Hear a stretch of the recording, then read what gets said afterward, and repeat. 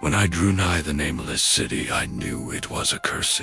I was traveling in a parched and terrible valley under the moon, and afar I saw it, protruding uncannily above the sands, as parts of a corpse may protrude from an ill-made grave. Fia spoke from the age-worn stones of this hoary survivor of the deluge. This great-grandmother of the eldest pyramid, and Avula Sora repelled me and bade me retreat from antique and sinister secrets that no man should see, and no man else had ever dared to see. Remote in the desert of Araby lies the nameless city, crumbling and inarticulate, its low walls nearly hidden by the sands of uncounted ages. It must have been thus before the first stones of Memphis were laid, and while the bricks of Babylon were yet unbaked. There is no legend sold as to give it a name, or to recall that it was ever alive, but it is told of in whispers around campfires, and muttered about by grandams in the tents of sheep, so that all the tribes shun it, without wholly knowing why. It was of this place that Abdul al-Hazard, the mad poet, dreamed on the night before he sang his unexplainable couplet. That is not dead, which can eternal lie, and with strange eons even death may die. I should have known that the Arabs had good reason for shunning the nameless city, the city told of in strange tales but seen by no living man. Yet I defied them, and went into the untrodden waste with my camel. I alone have seen it, and that is why no other face bears such hideous lines of fear as mine. Why no other man shivers so horribly when the night wind rattles the windows. When I came upon it in the ghastly stillness of unending sleep, it looked at me, chilly from the rays of a cold moon amidst the desert's heat, and as I returned its look I forgot my triumph at finding it, and stopped still with my camel to wait for the dawn. For hours I waited, till the east grew gray and the stars faded, and the gray turned to ruzial light, edged with gold. I heard a moaning and saw a storm of sand stirring among the anti-stones, though the sky was clear and the vast reaches of the desert still. Then suddenly above the desert's far rim came the blazing edge of the sun, seen through the tiny sandstorm which was passing away. And in my fevered state, I fancied that, from some remote depth, there came a crash of musical metal to hail the fiery disk, as Memnon hails it from the banks of the Nile. My ears rang and my imagination seethed as I led my camel slowly across the sand to that unvocal stone place. That place, too old for Egypt and Meru to remember. That place which I alone of living men had seen. In and out amongst the shapeless foundations of houses and palaces I wandered, finding never a carving or inscription to tell of those men, if men they were, who built the city and dwelt therein so long ago. The antiquity of the spot was unwholesome, and I longed to encounter some sign or device to prove that the city was indeed fashioned by mankind. There were certain proportions and dimensions in the ruins which I did not like. I had with me many tools, and dug much within the walls of the obliterated edifices, but progress was slow, and nothing significant was revealed. When night and the moon returned, I felt a chill wind which brought new fear, so that I did not dare to remain in the city. And as I went outside the antique walls to sleep, a small, sighing sandstorm gathered behind me, blowing over the gray stones, though the moon was bright and most of the desert still.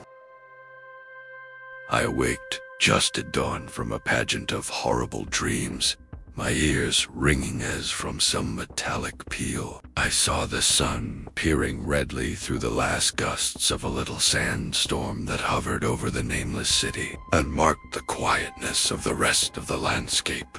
Once more I ventured within those brooding ruins that swelled beneath the sand like an ogre under a coverlet, and again dug vainly for relics of the forgotten race. At noon I rested, and in the afternoon I spent much time tracing the walls and the bygone streets and the outlines of the nearly vanished buildings. I saw that the city had been mighty indeed, and wondered at the sources of its greatness. To myself I pictured all the splendors of an age so distant that Chaldea could not recall it, and thought of Sarnath, the doomed, that stood in the land of Nar when mankind was young, and of Ibe, that was carven of grey stone before mankind existed. All at once, I came upon a place where the bedrock rose stark through the sand and formed a low cliff. And here I saw with joy what seemed to promise further traces of the antediluvian people. Hewn rudely on the face of the cliff were the unmistakable facades of several small, squat rock houses or temples, whose interiors might preserve many secrets of ages too remote for calculation, though sandstorms had long since effaced any carvings which may have been outside.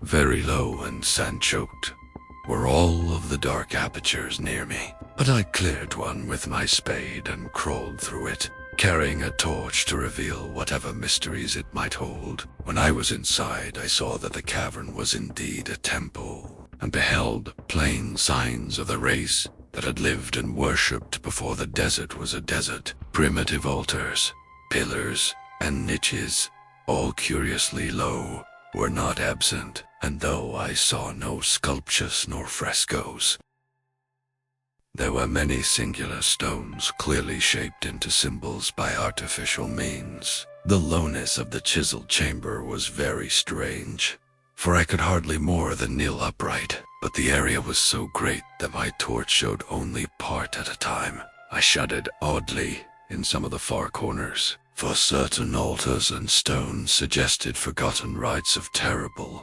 revolting, and inexplicable nature, and made me wonder what manner of men could have made and frequented such a temple. When I had seen all that the place contained, I crawled out again, avid to find what the other temples might yield. Night had now approached, yet the tangible things I had seen made curiosity stronger than fear, so that I did not flee from the long moon-cast shadows that had daunted me when first I saw the nameless city. In the twilight I cleared another aperture and with a new torch crawled into it, finding more vague stones and symbols, though nothing more definite than the other temple had contained. The room was just as low, but much less broad, ending in a very narrow passage, crowded with obscure and cryptical shrines. About these shrines, I was prying when the noise of a wind and of my camel outside broke through the stillness and drew me forth to see what could have frightened the beast. The moon was gleaming vividly over the primeval ruins, lighting a dense cloud of sand that seemed blown by a strong but decreasing wind from some point along the cliff ahead of me. I knew it was this chilly, sandy wind which had disturbed the camel and was about to lead him to a place of better shelter, when I chanced to glance up and saw that there was no wind atop the cliff. This astonished me and made me fearful again. But I immediately recalled the sudden local winds I had seen and heard before at sunrise and sunset, and judged it was a normal thing. I decided that it came from some rock fissure leading to a cave, and watched the troubled sand to trace it to its source, soon perceiving that it came from the black orifice of a temple a long distance south of me, almost out of sight, against the choking sand cloud. I plodded toward this temple, which as I neared it, loomed larger than the rest, and showed a doorway far less clogged with caked sand. I would have entered had not the terrific force of the icy wind almost quenched my torch. It poured madly out of the dark door, sighing uncannily as it ruffled the sand and spread about the weird ruins. Soon it grew fainter, and the sand grew more and more still, till finally all was at rest again. But a presence seemed stalking among the spectral stones of the city. and when I glanced at the moon, it seemed to quiver as though mirrored in unquiet waters. I was more afraid than I could explain, but not enough to dull my thirst for wonder. So, as soon as the wind was quite gone, I crossed into the dark chamber from which it had come. This temple, as I had fancied from the outside, was larger than either of those I had visited before, and was presumably a natural cavern, since it bore winds from some region beyond. Here I could stand quite upright, but saw that the stones and altars were as low as those in the other temples. On the walls and roof, I beheld for the first time some traces of the pictorial art of the ancient race. Curious curling streaks of paint that had almost faded or crumbled away, and on 2 of the altars I saw with a rising excitement a maze of well-fashioned curvilinear carvings. As I held my torch aloft, it seemed to me that the shape of the roof was too regular to be natural, and I wondered what the prehistoric cutters of stone had first worked upon. Their engineering skill must have been vast. Then a brighter flare of the fantastic flame showed me that for which I had been seeking, the opening to those remoter abysses whence the sudden wind had blown, and I grew faint when I saw that it was a small and plainly artificial door, chiseled in the solid rock. I thrust my torch within, beholding a black tunnel with the roof arching low over a rough flight of very small, numerous, and steeply descending steps. I shall always see those steps in my dreams, for I came to learn what they meant. At the time, I hardly knew whether to call them steps or mere footholds in a precipitous descent. My mind was whirling with mad thoughts, and the words and warnings of our prophets seemed to float across the desert from the lands that men know to the nameless city that men dare not know. Yet I hesitated only a moment before advancing through the portal and commencing to climb cautiously down the steep passage, feet first, as though on a ladder. It is only in the terrible phantasms of drugs or delirium that any other man can have had such a descent as mine. The narrow passage led infinitely down like some hideous haunted well, and the torch I held above my head could not light the unknown depths toward which I was crawling. I lost track of the hours and forgot to consult my watch, though I was frightened when I thought of the distance. I must be There were changes of direction and of steepness, and once I came to a long, low, level passage where I had to wriggle feet first along the rocky floor, holding my torch at arm's length beyond my head. The place was not high enough for kneeling. After that were more of the steep steps, and I was still scrambling down interminably when my failing torch died out. I do not think I noticed it at the time, for when I did notice it, I was still holding it high above me, as if it were ablaze. I was quite unbalanced with that instinct for the strange and the unknown which has made me a wanderer upon earth, and a haunter of far, ancient, and forbidden places. In the darkness there flashed before my mind fragments of my cherished treasury of demoniac lore, sentences from Al-Hazad the Madara, paragraphs from the apocryphal nightmares of and infamous lines from the delirious image du monde of Othia de Metz. I repeated queer extracts and muttered of a Fresiab and the demons that floated with him down the arc, later chanting over and over again a phrase from one of Lord Dunsany's tales, the unreverberate blackness of the abyss. Once, when the descent grew amazingly steep, I recited something in sing-song from Thomas More, until I feared to recite more. A reservoir of darkness, black as witches' cauldrons are, when filled with moon drugs. In th eclipse distilled, leaning to look if foot might pass. Down through that chasm, I saw, beneath, as far as vision could explore, the jetty sides as smooth as glass, looking as if just varnished o'er. With that, dark pitch the sea of death throws out upon its slimy shore. Time had quite ceased to exist when my feet again felt a level floor, and I found myself in a place slightly higher than the rooms in the two smaller temples, now so incalculably far above my head. I could not quite stand, but could kneel upright, and in the dark I shuffled and crept hither and thither at random. I soon knew that I was in a narrow passage whose walls were lined with cases of wood having glass fronts. As in that Paleozoic and abysmal place, I felt of such things as polished wood and glass. I shuddered at the possible implications. The cases were apparently ranged along each side of the passage at regular intervals, and were oblong and horizontal, hideously like coffins in shape and size. When I tried to move 2 or 3 for further examination, I found they were firmly fastened. I saw that the passage was a long one, so floundered ahead rapidly in a creeping run that would have seemed horrible had any eye watched me in the blackness, crossing from side to side occasionally to feel of my surroundings and be sure the walls and rows of cases still stretched on. Man is so used to thinking visually that I almost forgot the darkness and pictured the endless corridor of wood and glass in its low-studded monotony, as though I saw it.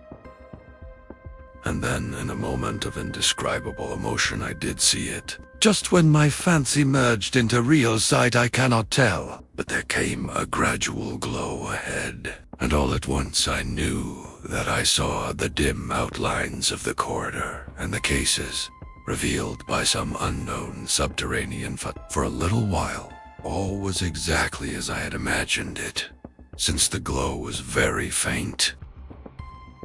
But as I mechanically kept on stumbling ahead into the stronger light, I realized that my fancy had been but feeble. This hall was no relic of crudity, like the temples in the city above, but a monument of the most magnificent and exotic art.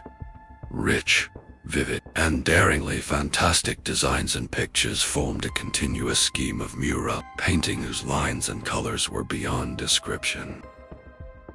The cases were of a strange golden wood, with fronts of exquisite glass, and contained the mummified forms of creatures outreaching in grotesqueness. The most chaotic dreams of man to convey any idea of these monstrosities is impossible. They were of the reptile kind, with body lines suggesting sometimes the crocodile, sometimes the seal, but more often nothing of which either the naturalist or the paleontologists ever heard. In size, they approximated a small man, and their 4 legs bore delicate and evidently flexible feet curiously like human hands and fingers. But strangest of all were their heads, which presented a contour violating all known biological principles. Nothing can such things be well.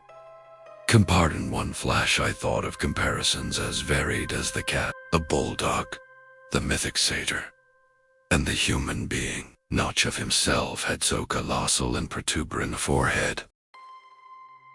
Yet the horns, and the noselessness, and the alligator-like jaw placed the things outside all established categories. I debated for a time on the reality of the mummies, half suspecting they were artificial idols, but soon decided they were indeed some Pelagian species which had lived when the nameless city was alive. To crown their grotesqueness, most of them were gorgeously enrobed in the costliest of fabrics, and lavishly laden with ornaments of gold, jewels, and unknown shining metals. The importance of these crawling creatures must have been vast, for they held first place among the wild designs on the frescoed walls and ceiling. With matchless skill had the artists drawn them in a world of their own, wherein they had cities and gardens fashioned to suit their dimensions, and I could not but think that their pictured history was allegorical, perhaps showing the progress of the race that worshipped them. These creatures, I said to myself, were to the men of the nameless city what the Chevalf was to Rome, or some totem beast is to a tribe of Indians. Holding this view, I thought I could trace roughly a wonderful epic of the nameless city, the tale of a mighty seacoast metropolis that ruled the world before Africa rose out of the waves, and of its struggles as the sea shrank away and the desert crept into the fertile valley that held it. I saw its wars and triumphs, its troubles and defeats, and afterward its terrible fight against the desert when thousands of its people here, represented in allegory by the grotesque reptiles, were driven to chisel their way down through the rocks in some marvelous manner to another world whereof their prophets had told them. It was all vividly weird and realistic, and its connection with the awesome descent I had made was unmistakable. I even recognized the passage. As I crept along the corridor toward the brighter light, I saw later stages of the painted epid, the leave-taking of the race that had dwelt in the nameless city and the valley around for 10 million years, the race whose souls shrank from quitting scenes their bodies had known so long, where they had settled as nomads in the earth's youth, hewing in the virgin rock those primal shrines at which they never ceased to worship. Now that the light was better, I studied the pictures more closely, and, remembering that these strange reptiles must represent the unknown men, pondered upon the customs of the nameless city. Many things were peculiar and inexplicable. The civilization, which included a written alphabet, had seemingly risen to a higher order than those immeasurably later civilizations of Egypt and Gaza. Yet there were curious omissions. I could, for example, find no pictures to represent deaths or funeral customs, save such as were related to wars, violence, and plagues, and I wondered at the reticence shown concerning natural death. It was as though an ideal of earthly immortality had been fostered as a cheering illusion. Still, nearer the end of the passage were painted scenes of the utmost picturesqueness and extravagance.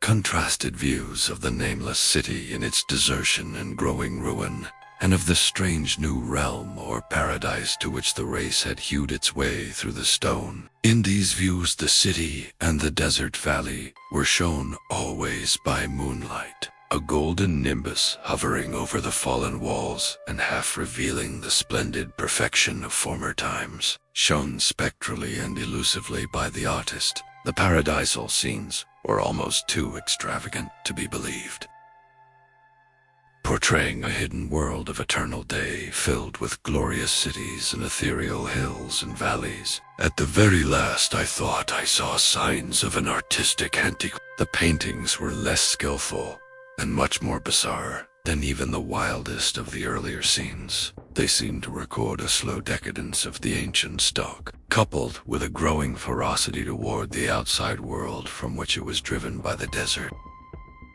The forms of the people, always represented by the sacred reptiles, appeared to be gradually wasting away, though their spirit, as shown hovering about the ruins by moonlight, gained in proportion. Emaciated priests, displayed as reptiles in ornate robes, cursed the upper air and all who breathed it, and one terrible final scene showed a primitive-looking man, perhaps a pioneer of ancient Eerie, the city of pillars, torn to pieces by members of the elder race. I remembered how the Arabs feared the nameless city, and was glad that beyond this place the gray walls and ceiling were bare. As I viewed the pageant of mural history, I had approached very closely the end of the low-ceiled hall, and was aware of a great gate, through which came all of the illuminating phosphorescent. Creeping up to it, I cried aloud in transcendent amazement at what lay beyond.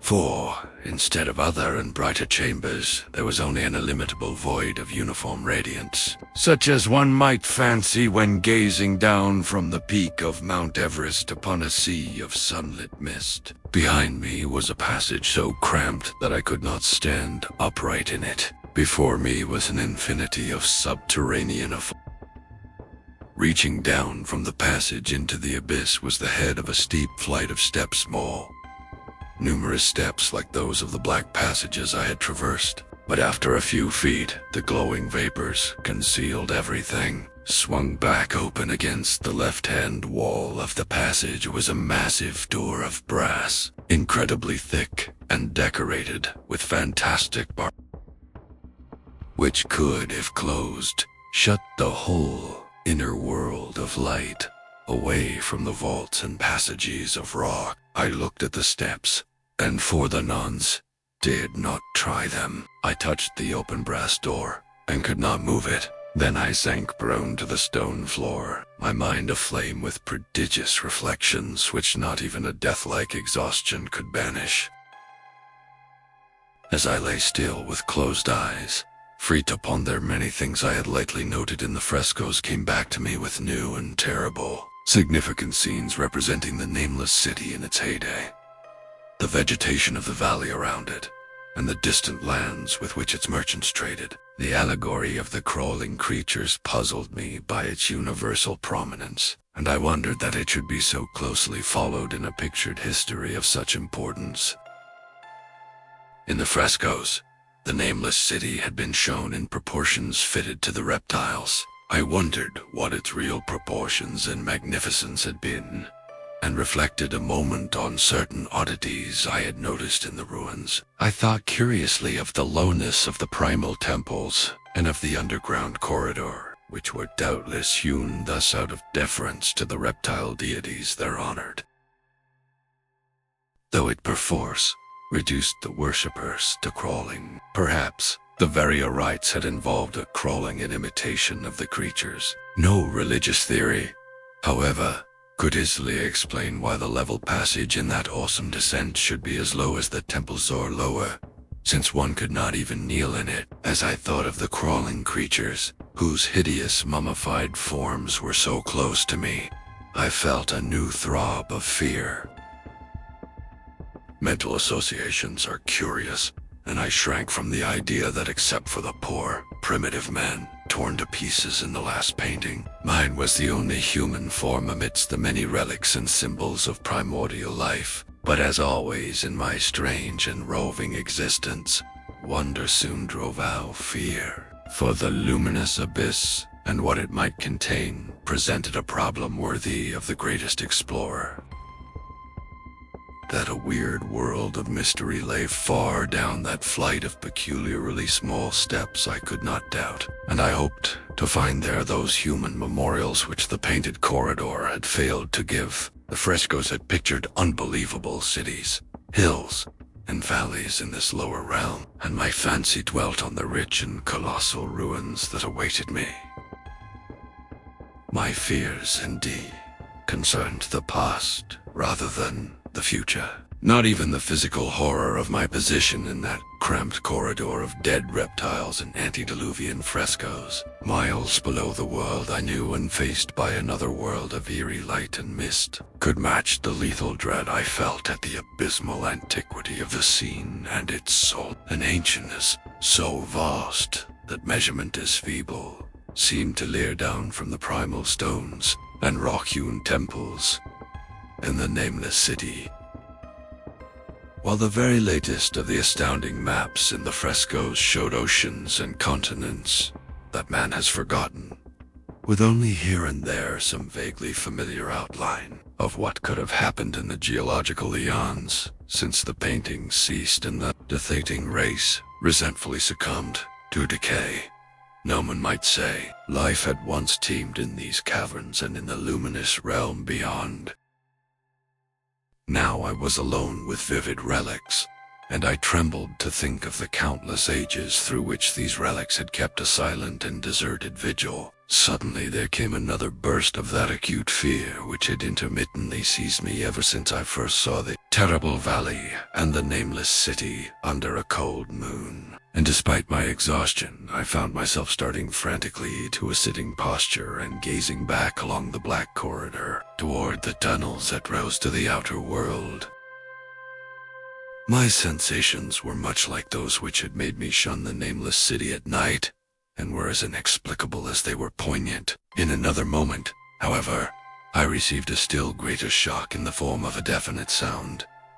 The first, which had broken the utter silence of these tomb-like depths. It was a deep low moaning, as of a distant throng of condemned spirits, and came from the direction in which I was staring. Its volume rapidly grew, till soon it reverberated frightfully through the low passage, and at the same time I became conscious of an increasing draft of cold air, likewise flowing from the tunnels in the city above. The touch of this air seemed to restore my balance, for I instantly recalled the sudden gusts which had risen around the mouth of the abyss each sunset and sunrise, one of which had indeed served to reveal the hidden tunnels to me. I looked at my watch and saw that sunrise was near, so braced myself to resist the gale which was sweeping down to its cavern home, as it had swept forth at evening. My fear again waned low, since a natural phenomena tends to dispel broodings over the unknown. More and more madly poured the shrieking, moaning night wind into that gulf of the inner earth. I dropped prone again and clutched vainly at the floor, for fear of being swept bodily through the open gate into the phosphorescent abyss. Such fury I had not expected, and as I grew aware of an actual slipping of my form toward the abyss, I was beset by 1,000 new terrors of apprehension and imagination. The malignancy of the blast awakened incredible fancies. Once more I compared myself shudderingly to the only other human image in that frightful corridor, the man who was torn to pieces by the nameless race. For in the fiendish clawing of the swirling currents, there seemed to abide a vindictive rage all the stronger, because it was largely impotent. I think I screamed frantically. Near the lassie was almost mad, but if I did so, my cries were lost in the hell-born babel of the howling windwriths. I tried to crawl against the murderous invisible torrent, but I could not even hold my own as I was pushed slowly and inexorably toward the unknown world. Finally, reason must have wholly snapped, for I fell to babbling over and over that unexplainable couplet of the mad Arab Alhazard, who dreamed of the nameless city that is not dead, which can eternal lie, and with strange eons, even death may die.